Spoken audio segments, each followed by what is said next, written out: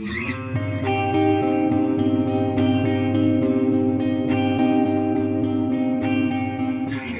mapagpalang araw sa inyo mga kapatid. Sa araw pong ito ay atin naman pong pag-uusapan paano nga ba ang tamang paraan ng pagpipintura ng inyong bubong.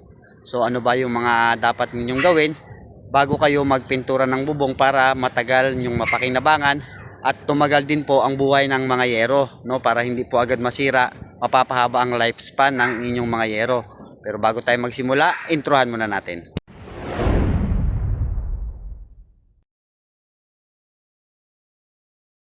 Ito po ngayon yung ating gagawin, no? Magpipintura po tayo ng bubungan. So ito yung area na ating pipinturahan. Pati po yan dyan. Tapos pati po yan doon sa baba, no? Kasi meron pa pong yero yan dyan sa baba.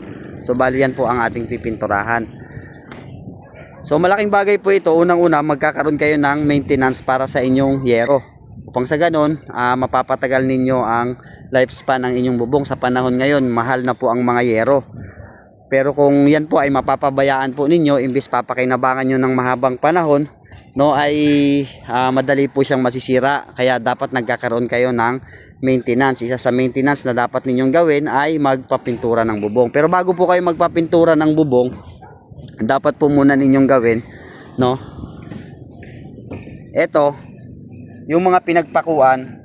So ayan, palagyan nyo po muna ng sealant lahat yan. So bali ito, yung buong area na to last week, nilagyan po muna natin to ng sealant. So ayan, kung inyong mapapansin, lahat yan ay nilagyan ng sealant.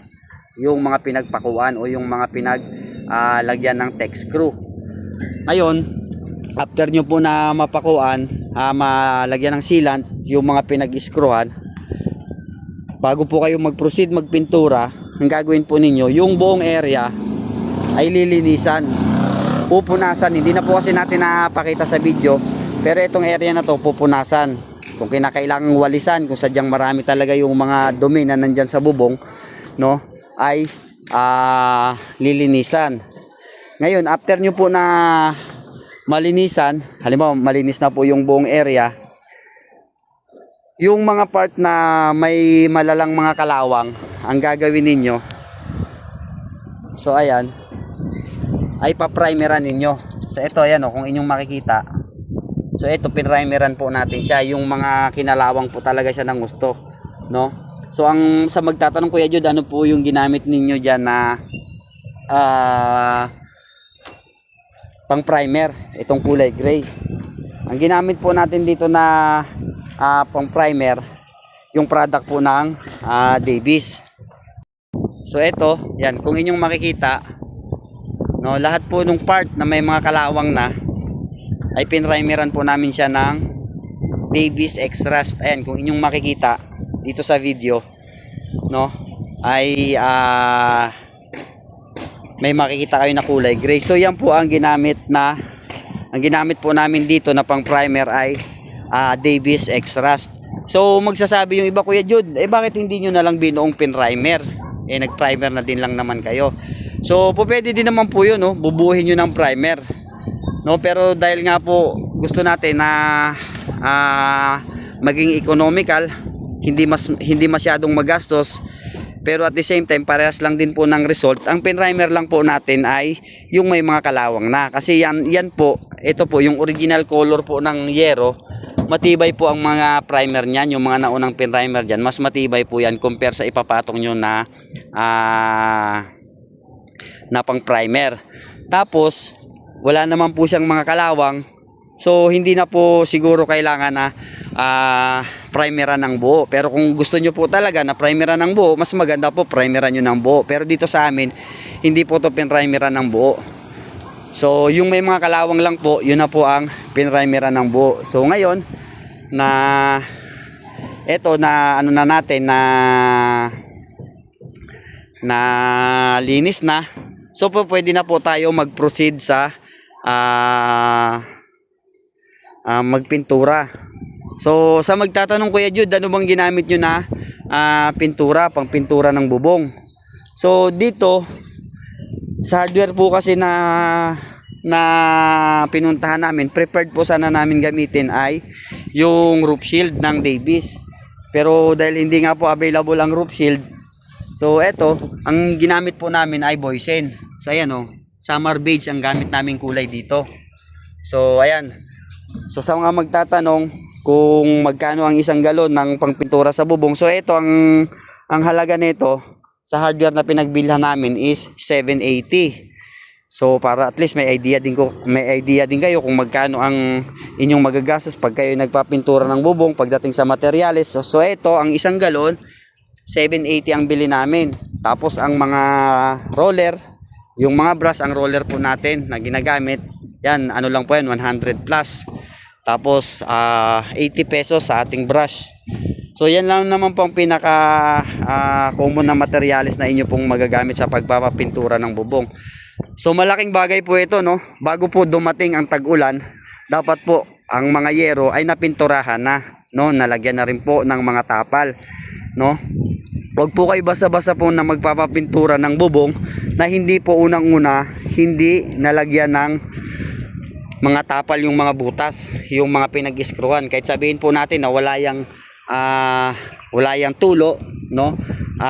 Manigurado na po kayo kasi mahirap na po niyan mag-repair pag nag-uulan na, no? Kasi hindi visible ang butas niyan sa mga pinag-iskruhan. Lalo't may mga kisame, magugulat na lang kayo, bigla na lang tumutulo, bigla na lang tumatagas. So para hindi na po mangyari yon, bago po kayo magpapintura, ayan, palagyan nyo na po lahat ng mga pinag-iskruhan. Isilant na po, isilant na lahat ng mga pinag-iskruhan, palinisan, tanggalin kung may mga lumot-lumot man dyan, mga dahon, linisan, no? Huwag po kayo mag-a-apply ng pintura na hindi nyo po napupunasan, hindi nalilinisan.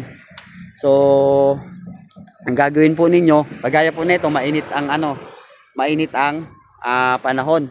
So magtatagulan na, baka sa susunod na mga linggo babagsak na po ang mga malalakas na ulan. So maganda na po na pagdating po ng tag-ulan ay wala na po kayong isipin pagdating sa mga tulo, no? Kaya eto, sa mga kapatid natin dyan na hindi pa po nakakapagpalinis ng kanilang mga bubungan, ayan, paligid natin, hindi pa po nakakapagpintura, yung maintenance po ng inyong mga bubong. So ayan, gawin nyo na po ngayon, no? Habang maganda pa ang panahon, kasi mahirap na pong ayusin yan, mahirap na pong kumilos kapag nag-uulan na, no? At the same time, mabubulok ang inyong mga yero kapag hindi po yan napipinturahan at hindi na-maintenance yan ng maayos. So yun lamang po, no? Sa magtatanong kayo, ano bang magandang gamitin sa pag-apply ng pangpintura ng bubong, sa pagpintura ng paggamit ng roof shield o ng roof guard, ano bang magandang gamitin dyan? So sa inyo, optional. Pwede po kayong gumamit ng brush. So ayan, pwede din po gumamit ng roller, no? Ang importante lang po, itong area na to mapinturahan ng 2 patong, no? Para mas makapal po ang pintura ng bubong. Kahit sabihin natin na sa mga susunod na taon ay hindi nyo na po papinturahan, hindi pa po basta-basta kukupas ang kulay ng inyong bubong. Mas makakasigurado kayo na magtatagal talaga ang bubong. Ito, once na napinturahan to, masasabi natin na kahit mga 5 years ay hindi pa po basta-basta masisira ang bubong dahil hindi po siya kinakalawang, wala pong kalawang yung inyong mga yero. So ayan po, so ito po yung ating ginagawa sa ngayon. Kung kayo naman din po ay may budget din lang naman, so papinturahan nyo po lagi ang inyong bubungan, no? Para po yung yero ay hindi po mabulok, at the same time hindi po magkaroon ng taga sa inyong loob ng mga tahanan. Mahirap, ulitin ko po, mahirap na pong gumawa, no? Kasi may mga nagme-message sa atin kung kailan panahon na ng tag-ulan, nagsasabi, Kuya Jude, baka pwede namang gawin, baka pwede naman pong puntahan yung aming bahay kasi natulo. So hindi po agad-agad natin napupuntahan kasi mahirap na nga pong gawin dahil tag-ulan na nga po. At the same time, maiiwasan nyo rin po na masira ang inyong mga kagamitan, masira ang kisame, no? At worst thing pa po doon ay kung bumagsak ang inyong kisame dahil nababasa ng tubig dahil nag-uulan na nga po. So ito po ngayon, kasalukuyan na po nating sinisimulan ang pagpipintura ng bubong. Sa muli mga kapatid, maraming salamat po sa pagsama nyo sa video natin, no? At keep safe and God bless everyone.